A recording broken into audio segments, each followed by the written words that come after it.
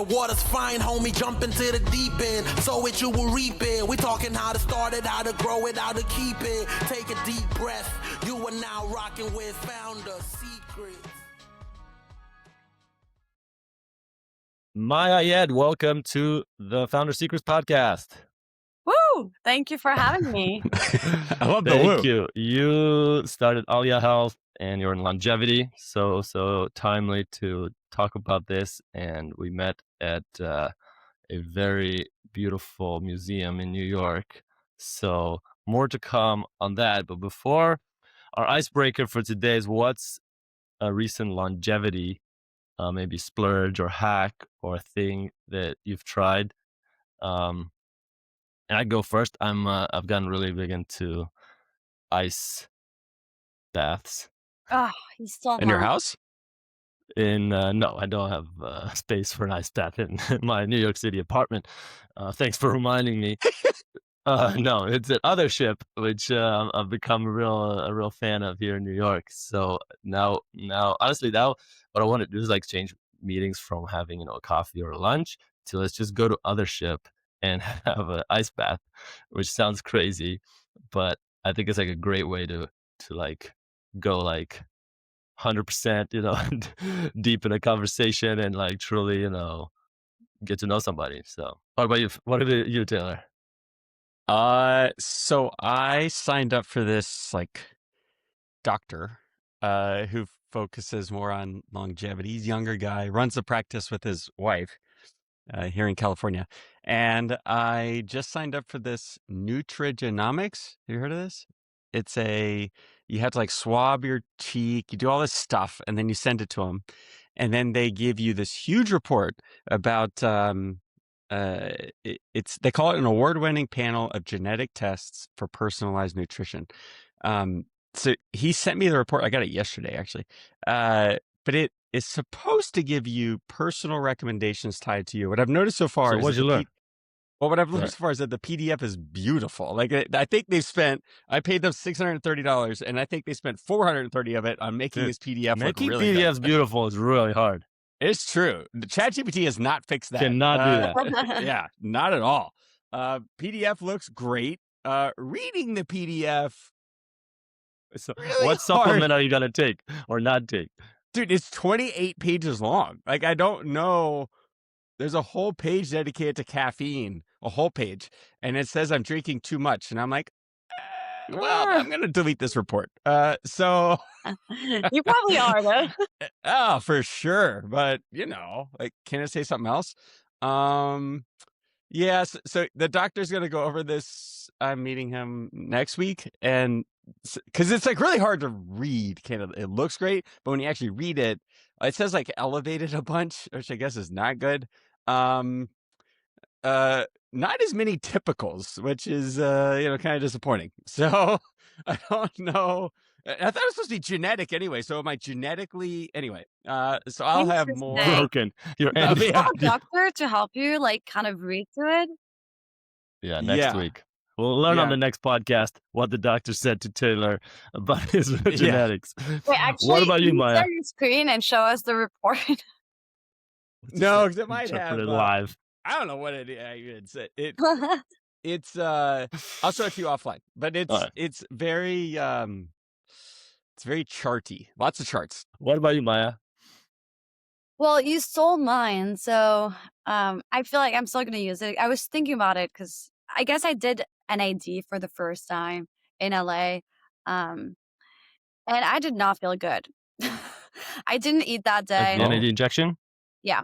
I don't know if it did anything. I just felt like I didn't feel good. And I think it's just because, empty stomach and like low energy when I was traveling.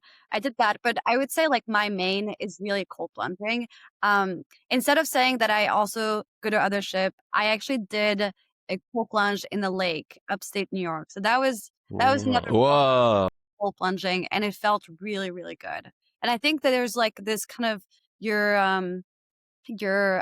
not habit stacking or like longevity stacking, because you're cold plunging in the lake, so like ice bath, but also you're like on the mud, right? So you're like grounding yourself, so you're doing like double longevity splurge. But yeah, that was what I did recently. Isn't that just jumping in the lake? Or did Well, you not jump? Yeah, I ran into like, yeah, sure. You can say so. It's a rebrand. It's a rebrand. But yeah, I and like it. back to like having conversation, like having coffee shots like in that environment. So Huberman says that like when you're doing a cold plunge, if you want to take it to another level, like you should try to do like anything that's mentally challenging, like math equation, or like even talking with someone about something that's like, if you're talking, I don't know, if you're talking to another founder, you guys are like debating on something, like it's funny to do, like it's a fun game to do it in the cold plunge because you're really training your brain to like fire up those neurons like on this topic, and like it's an extra effort because you're cold, obviously. That's a good idea. All right, next That time is I a go good with idea. like my hardest math equation I can find. So, all right, so you started as chief of staff, and maybe you could talk about kind of how did you get your passion about fixing the food system? Yeah. So it wasn't like a specific moment, I would say. I've been living in the US for the past 7 years. And as soon as I moved here, one of the first things that I noticed was that I remember going to my like Trader Joe's and seeing every single fruits and vegetables available out there. And I was like, huh, that's interesting because back home we eat like things seasonally, right? Like we have fruits and veggies, like depending on the season. Like I remember my grandma would be like, oh, it's like, orange season, like it's winter, like, her whole like, kitchen is like filled with oranges and that she brings from her garden. So it's like very much like we're very much connected to nature and also to the seasons. And so that was kind of like the what I've realized first when I moved. The second thing is I realized a lot of people were sick. A lot of my friends were like also this like gluten-free thing was very new when I moved. And I was like, what is this? Like people are like having the sensitivity to gluten people are not able to eat bread. We eat a lot of bread back home and everyone is fine. So it was just like all of these things that I started to be like, huh, there's something going on here. And and that I was like kind of interested in. And I saw all of my friends were just like sick in general, people my age, which didn't make sense. And then I kind of like went on to my like journey, worked in tech, and joined like an early stage startup because I wanted to really be able to see the direct impact that I have versus when I was in a big tech company, it was kind of like hard to really um, make any impact that's like directly that's as like you know rewarding that when you're working in startups. And so I kind of like forgot about that health thing. I did want to like work in like women's health because I saw an opportunity there, but the link between all of this and olive oil is a phone call with my grandpa, and he was saying that he's gonna sell our family estate of you know olive trees. And I was like, wait, why? Like there's a huge opportunity. Like I see the US people are like struggling with their diet, and people struggling with food, and there's an opportunity. He's like, sure, I mean, if you think there is a market, like definitely feel free to go for it and like launch this. And so at the beginning it was just going to be like a nice bottle of olive oil that's like high quality, sourced from my family farm, and just like accessible to Americans, because olive oil is a commodity that's like highly corrupted. And so I decided to do that. And then I was talking to a friend and I was telling her like um so I got diagnosed with SIBO. A lot of things happen at the same time, but I got diagnosed with SIBO, which is kind of like a bacterial overgrowth, and that caused a lot of my symptoms of indigestion, bloating, and all of that.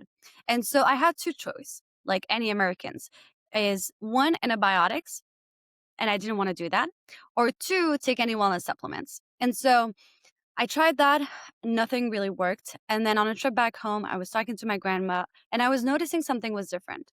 And I learned that like it was olive oil was helping kind of make me feel better by being there. And then I was like, okay, let me look into deeper into that. And so I started basically this cure of taking a tablespoon of olive oil every morning, and all of my symptoms were really gone.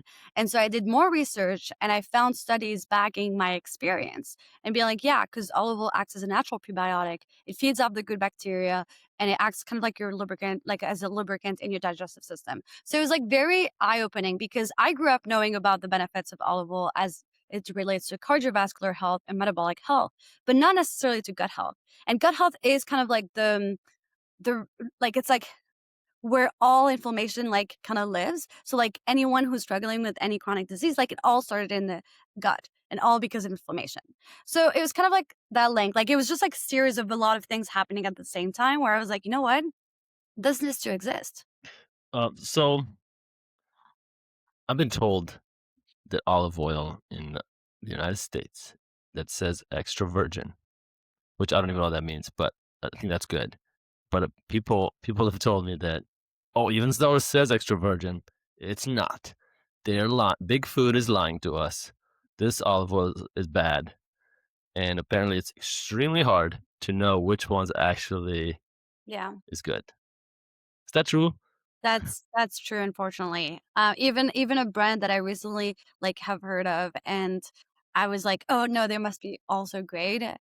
I just learned that they did a test and they found that it was an extra virgin and it was just like not the real stuff.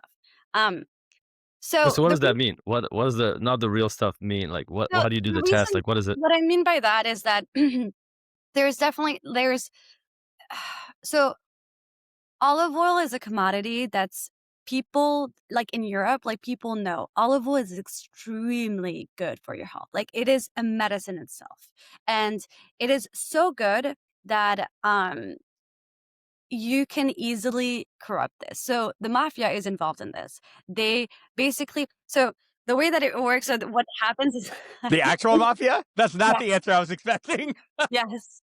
The actual mafia, which is insane. My dad actually did not want me to get into this business because he was like, "Well, you're up against the mafia." Like, I don't know. And so, yeah, it was funny. But it's basically all to say to make high quality olive oil, it takes a very specific craftsmanship and it's hard to do it with a big quantity.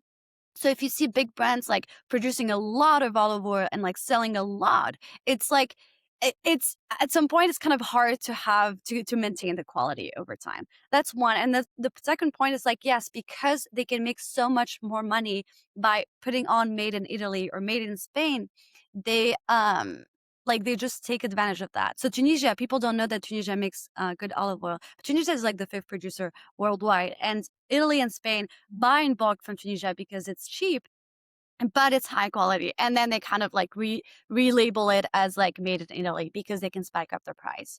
And so yeah, it's like it's a whole like it's there's a lot of demand, right? Like it's olive oil. It's like one of yeah, it's the best oil that you can cook with. It's really good for your health, and that happens. Maybe let's back up a bit. How does olive oil get made? So there's like I've seen an olive tree.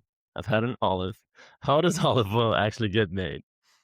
Yes. So basically, you pick up the. I should show you just a video. We of like I filmed like the whole process when I went to our family estate last year. But We'll put it basically, in the show notes. yes, Yeah. we pick the olives from the olive trees, and then we kind of like source them. Like we want to make sure that there's no leaves, that there's no like kind of stuff that's like mixed in with. We need to make sure that they go from the olive trees directly to the pressing because the time if we leave it just out is just going to oxidize very quickly because it's yeah.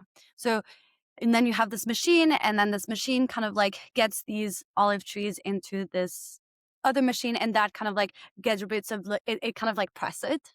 So it's like very like it's not that complicated. It's just like press the olives, and then there's another filter system to make sure that any of the how do you call the thing inside of the olives is filtered out. The pit. Like the things that pit The pit, in the middle? yeah. Yeah. It. Yeah, exactly.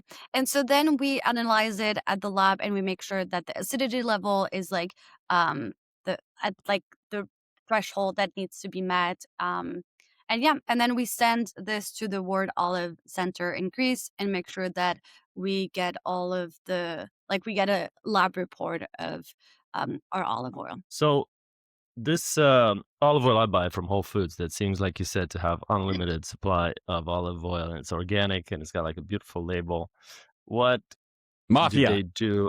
What did they do? What does the mafia do to contaminate? Like what do they do I that see makes it your bad? question. It's like what well, so there's what I've heard is like some of it it's like not even olive oil, it's like seed oils, but like they use chlorophyll to like make it like green. That's like the worst case scenario, I would say. for yeah, for I mean, when I say not the real stuff, when you go in the store and it says organic, it might not be organic. When it says like single origin, I guess it might not even say single origin. I'm just saying that like you need to make Well, how sure. can they say organic if it's not organic? Like, isn't somebody checking this stuff? Yeah, Sounds yeah. like not. I mean, yes, of course, but like, yeah, it's things happen. Like it just does happen. I can give you a whole course on olive oil if that's kind of like what we want to get into. Um, Well, maybe on the olive oil podcast. I think for yeah, now we yeah, know exactly. enough to know that I guess wait. So you can't produce enough. You're saying when you're doing it naturally, like your farm, because there's not enough trees, or because No, you can, but you just have to. You're just like there's just so many middlemen in the process that sometimes it gets lost, right? Like if you're having our olive oil is just like it's coming from our family estate, and it's just me bringing it to the U.S. So it's basically I can control every step of it. There's no like right? time where the olive oil is being left out in a place, or it hasn't been pressed really Mm. quickly. Or when it's blended, sometimes you're bringing olives from all different farms, and so the time that it takes to bring olive oil, like there's so many things that Ooh, what are your views? Sorry, I need to ask. What is your view on storing it in a plastic or glass bottle? so olive oil needs to be in a glass container. It cannot be in plastic because of it oxidizes very quickly. It's just not the ideal kind of bottle for preserving the quality of the olive oil. Well, not because of like microplastics and things like that, but And for just microplastic as well, but I mean, if we take the debate around microplastics, then anything like you shouldn't be drinking your bottled water, like you know what I mean. right. But But yeah, you're like saying it it's actually not like affects the olive oil. actually for preserving olive oil, it's not good. It's not just about the microplastics. Hmm. Whoa. All right. So you came from Tunisia at 17. Maybe like talk about how does that like shape you as an entrepreneur? We started off before recording talking about how you feel like there's a lot of stories untold about, becoming an entrepreneur and the struggle. So maybe talk about that. I'm curious if it relates to you being an immigrant or not. I mean, yes, yes. So earlier, before we started recording, Flavio asked me like, what is something that I want to get into, but it's something that I wish I have seen and learned and heard from other entrepreneurs before getting started, which was like the reality, the truth of what it is and what does it take to build a business. And it's not just about the practical stuff and like the theory and the things that you learn in school or anything, which arguably like I went to like I did business marketing, only learned like acronyms of marketing when I started my own business. So I think it's like there's a lot of things that I didn't know, like the mental resilience that you need to like have, the strength and just like being able to honestly like just train your mind like every day. I think the hardest thing was like every day you're going to be faced with the hard like the best news and the worst news. And so it's like how do you navigate that as a human being? Like how do you just stay neutral and you don't like get so excited and so low? Because if you get too excited, then whenever there's a bad news, you might go as low that you went high, right? So I really trained myself to be like, how am I supposed to feel? Because this is every day. And I mean, we've had a lot of challenges from broken shipments, from delayed shipments. So I can go into all of this, but that's kind of like what I meant. It's like I wish more people would actually tell you about like the hardships. Like it's not as glamorous as people make it seem. And I think it's like, why don't we actually talk about the hard stuff and make it real, like, you know? So I think that's the thing that I get more excited about. But I'm like, that's my personality. I'm very direct. I'm like, you know, If somebody had told you how hard it was, would you still do it? yeah, I just would have prepared a little bit more. Because I hear you, and I agree with you on some level. I also think there's an advantage to um kind of getting people just to do it, right? Because like if you scare people too much, then they won't take risks, or they won't or they delay, which I think is most common. So they're like, okay, I'm gonna wait until I'm fully prepared and have this cash in the bank, or I did Damn. this, or I did this. And uh just like personally, I think there's value uh to kind of making it sound pretty glamorous. Yeah, no, Just I agree yeah. on that. I think honestly for me, it's more the desire to know that like I'm not alone and like this is normal. I think that's what I wanted to hear, that it was normal. And I think that's because I don't hear about it and I only see like the overnight success. I was like, oh, this must not be normal, you know? So it's less about being prepared because I actually thought that I was ready or like I did everything to be prepared and then realized that there's no such thing as being prepared. Like you just have to like jump ships. And yeah, so that's kind of like, yeah, I see your point and that's a good one. And I think it's more so about knowing it's normal. So my understanding is that importing, I guess, food items into the U.S. is very difficult. So how were you able to do that, especially from a family farm? I would just assume like all these things would make it even more difficult. Can you kind of walk through how you're able to do that? How'd you learn about it? How'd you get from like 0 to 1 to bringing them here? Yeah. So I when I know I'm entering something that has to do with regulations and the FTA and governments, I don't try to learn it and I try to like have someone who's done it before. And so I basically got connected with this consultant guy who imports and exports and like has experience in that, understands customs and all of that. So he's been kind of like the first person I ever like hired, not even like just like had as a contractor, and he's the one who helped me get this off the ground. And I think that like he's done it before, so I kind of trusted him. But there's a lot of things that happened at the same time because of the trade wars and Trump with the tariffs, and that kind of delayed the shipments. So when it comes to more things like to those that specific like how did I figure it out, like I just had experts come on board and teach me how to, and then I would just ask him a lot of questions. I would have meetings with him and then someone like a customs broker and just ask her like, how do you actually get this, like what should I pay, like I had no idea. Like for me it's like, it's like when you don't know how to bring a product, you're like, oh, it must be so complicated, and it is. So yeah, one, having the right people, and two, asking them question and learning also yourself so that they don't try to overcharge you for like whatever. Ask other founders. Yeah, I'm a solo founder, so honestly the way that I learn how to do things is just figure it out and also ask questions to other people who have done it before. It's as simple as that. Yeah. I just got a month supply while you guys were talking. So excited to hear about to try the olive oil. Uh, it seems like a hard business. To Taylor's point, though, I guess. So I'm not. Yeah. I mean, did you raise money for this, or how did you finance this Yeah. whole launch? um yeah, I realize I haven't answered your question of like transitioning from Tunisia to the US, but I for as to yeah, I didn't raise funds, bootstrap the business with my savings from college, and my family has been really nice in just like supplying the olive oil at no cost, which was great to get started. And yeah, and then I just basically the way that I did it, I launched pre-orders before we had a product. So basically we would just have sales to be able to uh like buy the packaging, supplies and everything. That's Invest. brilliant. And now we're actually fundraising. So we started to get some angel checks, which has been excited. Um, yeah, it's now it's like we've almost like this past year has been the beta test of bringing this into the market, seeing how people react to it, and now like knowing where to invest and starting to invest in some marketing because we've grown all organically.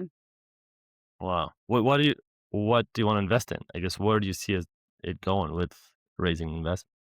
Yeah, so there's some areas so as I said, like growth in marketing, we want to double down on channels that have worked. So being able to send the product to, we have a lot of doctors who want to try this and like recommend to their patients and other influencers. We want to do some more like messaging, like creative messaging ads and see what resonate with people more. Really strengthening that D2C because we're mostly a D2C business. People get a box like it's a subscription. And yeah, I would say, and then inventory. That's the biggest thing. It's the because we're bootstrapped, we're only investing in like a like low amount of products, like at a higher cost. So like a lower order volume. But yeah, and I think that like going back to what you said about like when I moved from Tunisia, I think I was very young. I was 17 and I didn't know much about myself. And I knew that the only way to learn was to collect as many experiences as possible to get to know what is the thing that I love and what is the thing that I don't love. And it was like outside, inside of school, whatever ways I can just like have. And it's like, I was just excited with all the opportunities that like the US allows you to like intern or like work in all of these different areas. And something that I keep like kind of bringing it back is like I'm like super risk oriented, as you can tell. Like I took the biggest risk when I left my like the hometown and like moved to San Francisco. I've never been to San Francisco before when I moved. So it was like kind of like just, you know, I hope it So works. why'd you leave? What is like I what left, yeah. yeah. I left home because Tunisia is a very small country and everyone knows each other. And it's like it's very much a comfort zone. Very, very comfort zone. You have your grandma that cooks, you have your friends that you see every day, you're just like Sounds spoiled. amazing. It's amazing. It's amazing. I'm crazy to have left, but it's like and that's why I'm doing the most like crazier and like risk thing, because I'm like, if I'm so far away, if I'm giving away this like life, might as well make it worth it here. Like might as well go all out and do the craziest thing. Like whatever business comes to mind or whatever things, like I'll just do it because I have nothing to lose. My entire family is not here. I don't see my brother growing up. I don't see anyone like, and I think the hardest thing when I built this business is like when we have the hardest like challenge, it's very hard because I can't go to my family or like see them or like, share that with them. But also when we have the best win, it's also very hard because I don't get to share that with them. So I think it's just like being able to, and I think, yeah, like building your community here and just doing that for yourself. So I love it because it just challenges me and it makes life so much more exciting. And I think it's also because of my personality. It's not recommended for everyone. Well, how did you build it? Because when we met, you had like a entourage of like 8 people following you. So like it seems like you were building a community really well. So how did you do that? Yeah, I love my girlies. All of these girls are my friends, and they came as my plus one for this gala event where I had complimentary tickets, and I wanted to bring Wait, so people. how did you get? Because the Oliver was on all the gift bags to Yes, the Frick Museum gala, yeah, and so like, how did that even happen? yeah. Good question. So the way that we've grown over the past year has been doing a lot of events and really focusing on building a community offline. And so we had an event at this Pilates like class it was hosted by this venture firm, and I know the investor, and she was like, bring samples and talk about the product, which I always do. I'm like, whenever there's opportunity to talk about it, I'm there. It's just me, so we're not running any paid marketing, so anything that's like the marketing is me just going out there and talking about it. So I said yes, and that's how I met someone who had a connection, or I think she's like involved with the Frick, and she was like, hey, like we're doing like a Halloween event for the Frick, like, would you want to donate to your products? And at first I was like, like, I don't know, like, would love to, because I used to be that person. I'll say yes to anything we get offered. And at some point, it's like we're running out of inventory. We're like, it's like you have to know what you say yes to. And so I did. I met with their team and I saw the event and I was like, wow, this seems to be incredible. Also, it was like 700 samples, and it's just me and like some people that help me Whoa. pack and ship the product, like the 3PL. And then I was like, okay, Maya, maybe you need to rethink that. So I said yes, and yeah, we we made it happen. I had to hire someone to help me pack those 700 samples. But it's very, I think it was like one of the best thing that we did, because a week later I met someone at this random event. And I told him, I introduced myself, and he's like, "Oh my God, I saw your product in the Frick bag." And I was like, "You were there?" So yeah, it was really great to see that. How Wow. And so is it all D2C? So people buy it online, like they see you at an event, they meet you, and then you say, hey, pull out your phone, buy some right now. Like how do you make that It's connection? Because they meet you and like it, but how do you, because it's D2C, like I assume. Are you selling in stores? Like how do Yeah. you make that connection to where they go home and buy it or what have you? We're selling only in like couple stores in New York just for testing and for like visibility, but we're mostly like a D2C subscription based business. And honestly, it's so funny that you asked that because I've been in so many situations where I'm like out at an event or like networking and stuff, and people do pull out their phone and place an order on the spot without me asking them. But actually it kind of makes me a little embarrassed. I'm not embarrassed, but it's like eh, it's a I'm like, no, you do that without me being around because otherwise I'm forcing them.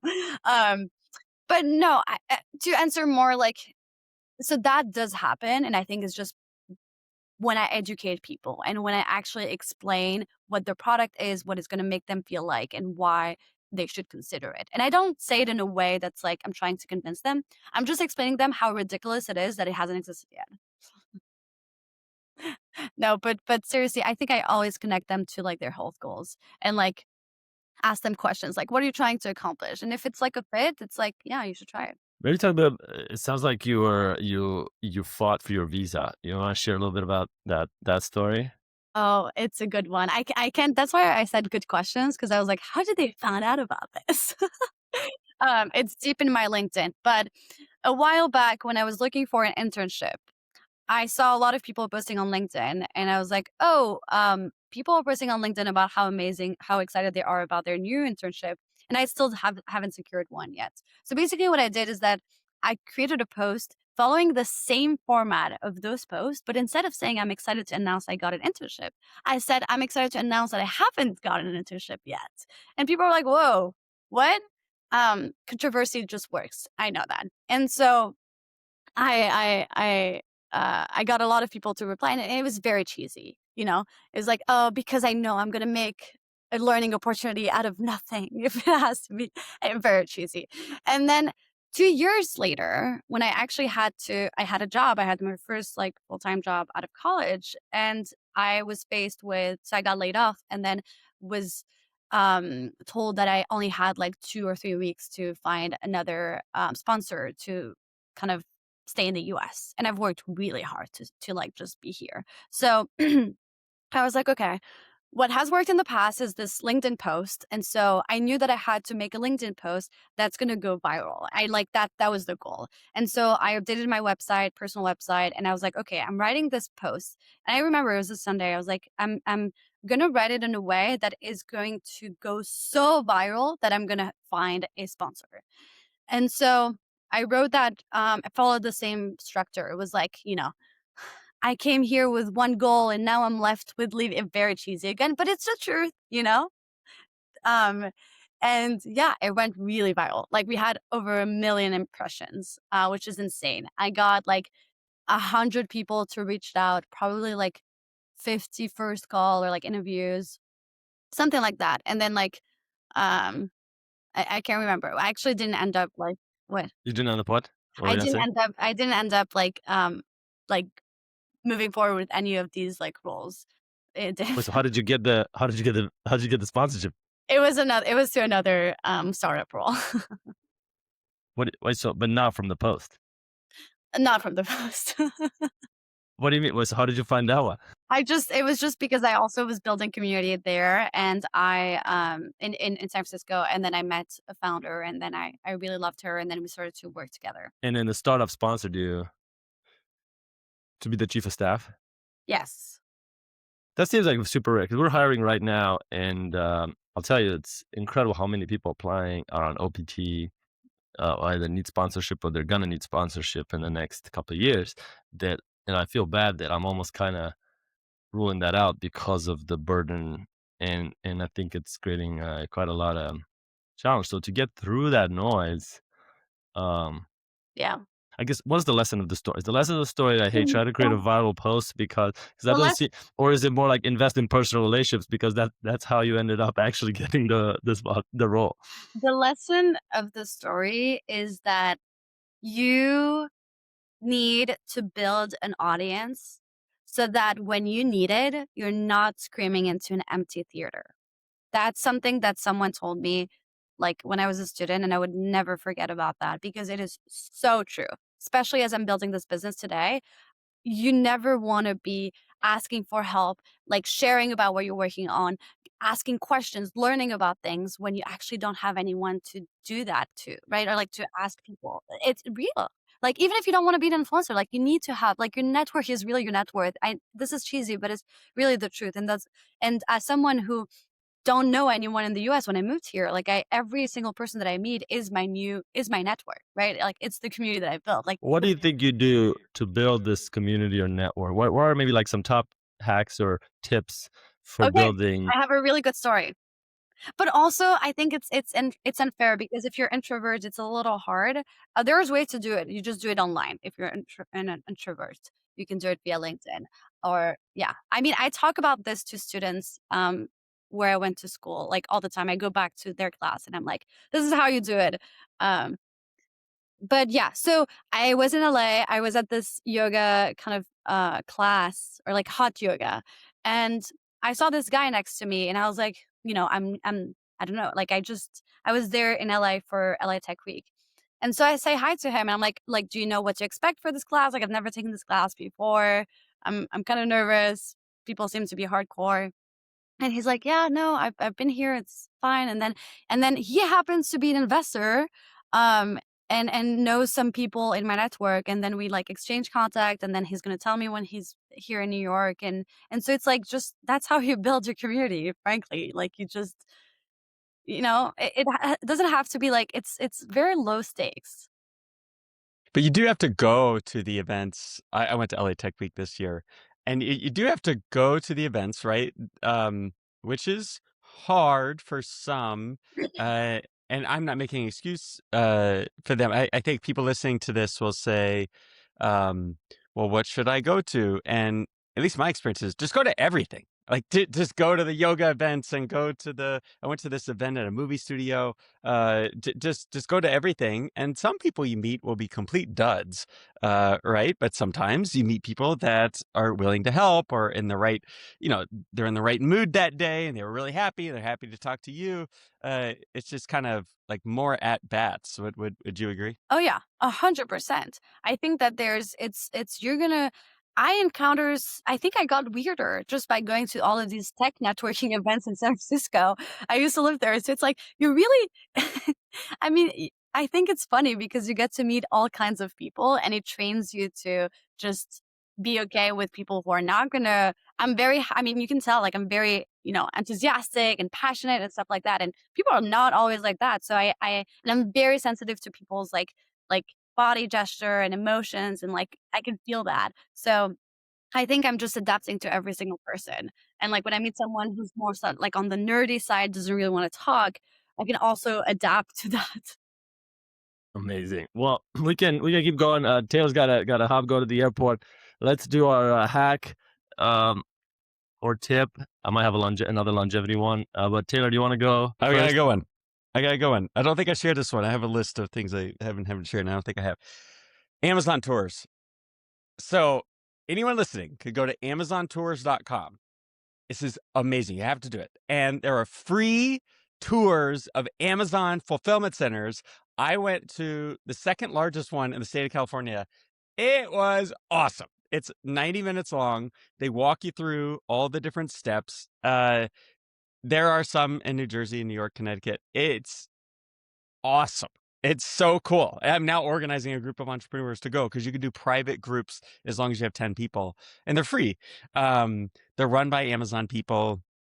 They really want to show you how everything works. You can see all the robots. The robots are super cool. I guess one takeaway for me, Amazon bought, who's it called? Keepio. They bought this robotics company like 15 years ago. They bought it a long time ago. And those robots are still being used today. So they have like Gen 1, which are the ones 15 years old, and they have the newest ones, which are built actually by Amazon people. And it blew me away that the old robots are still in use, like every single day. They're moving pallets around and moving all kinds of stuff. They're little bitty things around the floor. It was so cool. So my hack is go to amazontours.com, sign up for an awesome Amazon tour. I also learned that each of the facilities are different. Some of them have more robotics. Some of them have more people. Some of them are big packages, so you can see like how big ones are. Some are little packages. Some just do food, like grocery and food and things. And the scale is outrageous. The building I was in was 1.3 million square feet. It was 3 floors. it's as big as you've ever seen. And they go, oh yeah, this is the second largest in the state of California. The first largest is also an Amazon building. It's 4 million square feet. It's right down the road. Jesus. So it's unfathomably large and just super cool to go to. Highly recommend Amazon tours. That's amazing. I thought you were gonna say Amazon does like tours of the Amazon forest or something, you know? Like I would be more excited about that. um, I have another. Have you guys used Life Force? I've heard of Life it. Force is another kind of doctor subscription thing. They'll do bloods and then have a doc, but they recommend it after all the analysis, some B12 and gut related kind of supplements that while I canceled the subscription with the doctor, I still take their supplement recommendations, and it's been pretty great. And another hack with the caffeine, Taylor, that you reminded me of. One of the best things I do is like 1 day a week, I don't drink any caffeine, usually on the weekend. And if I don't drink caffeine for 1 or 2 days, the next day that I do drink caffeine, it has like 5x the effect it normally would. Like my body is just forgot what caffeine does. What about you, Maya? Yeah, I don't drink. Well, I drink matcha. I don't drink coffee. If I drink coffee, I'm like, it's a danger for the society. I'm overly excited about life.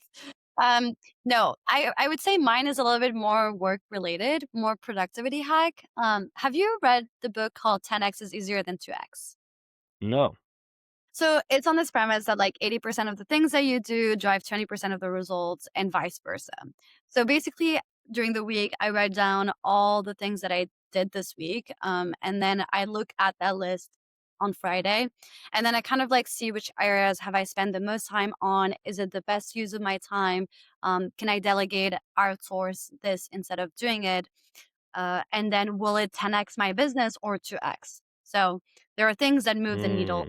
And there are things, an example is like, instead of reaching out, if retail was our focus, instead of reaching out to like, actually, no, here's an example. Like we did reach out to, we launched the product before like figuring out that it was going to be more D2C. We launched at Happier Grocery. So I really tried hard to secure Happier Grocery because I knew they were like a good account, a big account. They have a lot of foot traffic in that store, and people who like, there are a lot of people who shops like health and wellness would go there. So I really focused on that one store, but then I didn't like, focus on so many different like small little stores. I really focused on the one that will move the needle. So that's kind of like a hack, more productivity hack, because I do a lot of things as a solo founder. It's very interesting. I just started reading The Magic of Thinking Big. Have you read that? No.